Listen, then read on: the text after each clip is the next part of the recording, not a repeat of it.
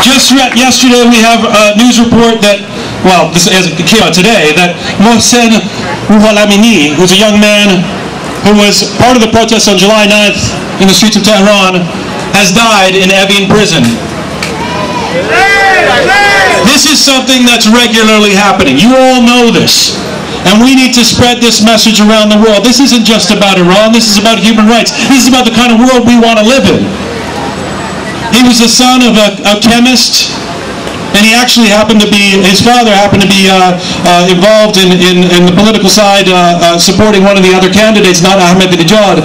And this young man died in prison. Why? Because he attended a protest on July 9th. He died yesterday. This is not the world we want to live in.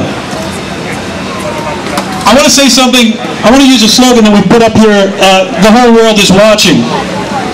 And when I say these words, if you will, I want to say those words and I want you to repeat them to me. The whole world is watching.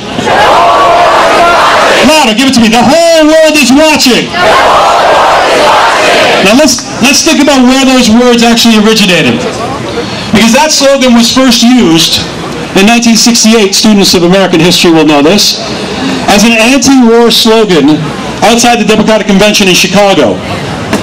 And the protesters who were fighting for democracy and to be heard, a lot of young students, some misled, some not, realized that for the first time in history, what they were doing was being covered on network television, and that people were seeing the results of the brutality of the police putting them down. And they started chanting this, what became this iconic anti-war chant, the whole world is watching. In 1999, a couple of decades later, and 10 years ago in Seattle, in the anti-globalization protests, you might remember those before 9/11. That was where a lot of people were channeling their energies in terms of wanting to change the world. In Seattle, there were hundreds of thousands of people on the streets, and they realized that for the first time, it wasn't just network television covering them, but it was CNN and 24/7 news, that they could be seen, and that the word was getting out to the rest of the world. And they took up this chant, the whole world is watching. 10 years later, we know that this isn't just a revolution in Iran, and we might as well call it that at this point, because it's the fermenting of a revolution, and it's not going to go away.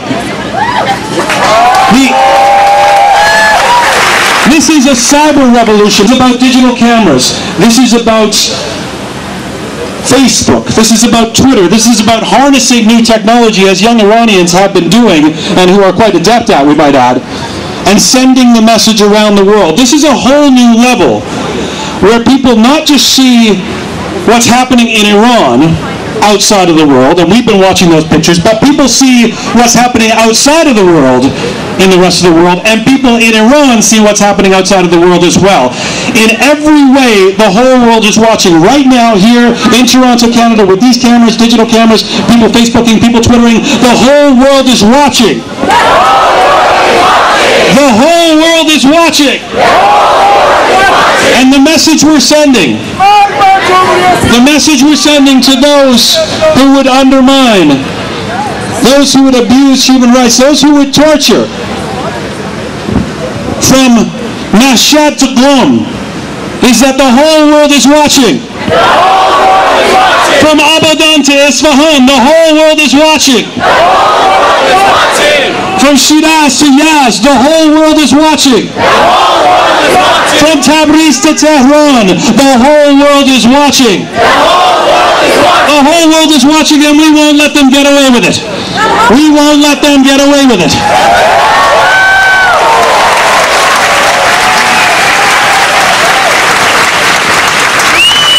This is about solidarity with the Iranian people. This is about echoing what the Iranian people in Iran want. Let's be very clear about this. There's some flags here, there's some people, different people demonstrating for different things. Honestly, I'm here for Iran, I'm here for my family. And this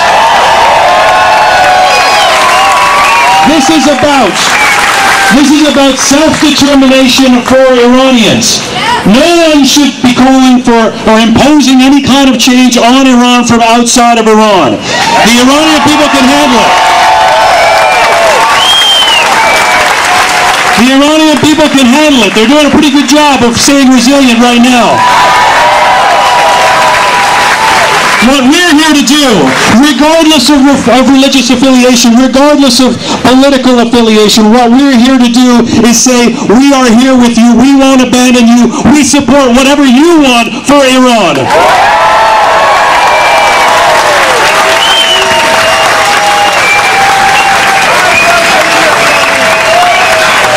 Self-determination for Iranians. Let Iranians decide. That's what they want. We don't have to impose change. We cannot dictate change. Let's just address some, I just want to very quickly address some myths here.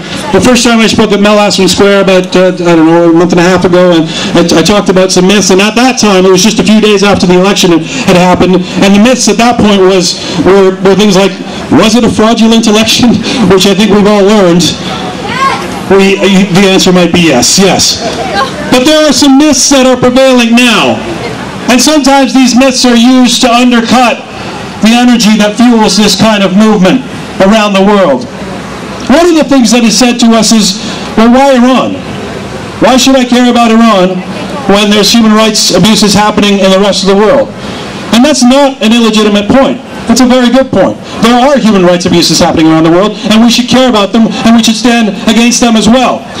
But what is happening in Iran, and I'm not just saying this because of this is my background, we know, the political science students, history students will know, that Iran is it's a particularly important country, politically, economically, and socially in the Middle East. What happens in Iran?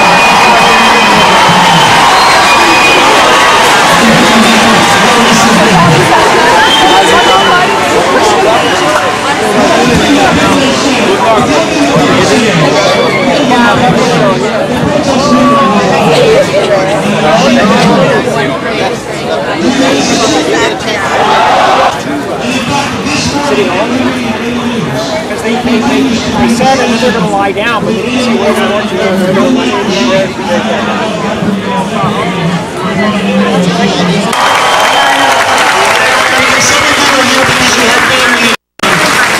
But there are people here because they believe in human rights, and they believe in standing against what's happening in Iran.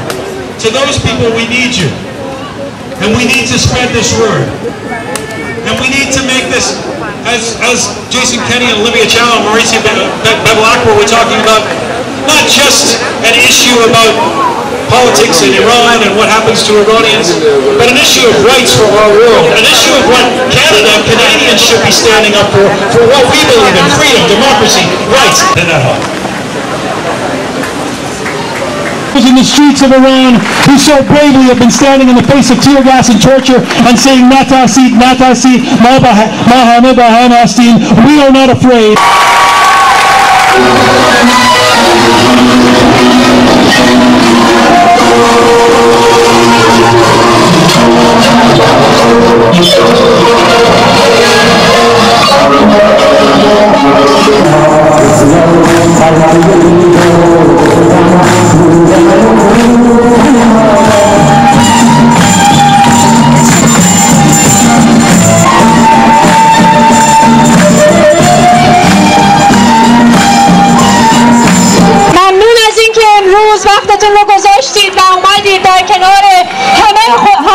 همگیمون با هم دیگه اتحادمون رو با مردم ایران اعلام کنیم.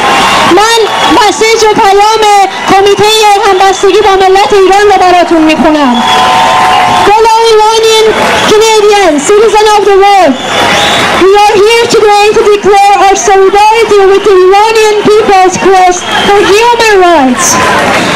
It was 40 days ago on June 15 that millions of Iranians flooded to the streets and demanded justice and fair election. Today, July 25th, is also a historic day. The first ever truly global day of action for Iran. Today is a historic day because together with the thousands of us who are gathered here in Toronto, people are gathering in dozens and dozens of cities around the world to voice their solidarity with the people of Iran and to say to them that the world is watching. The quest for human rights in Iran is not limited to Iran itself. It marks a stage of maturity and development for human rights.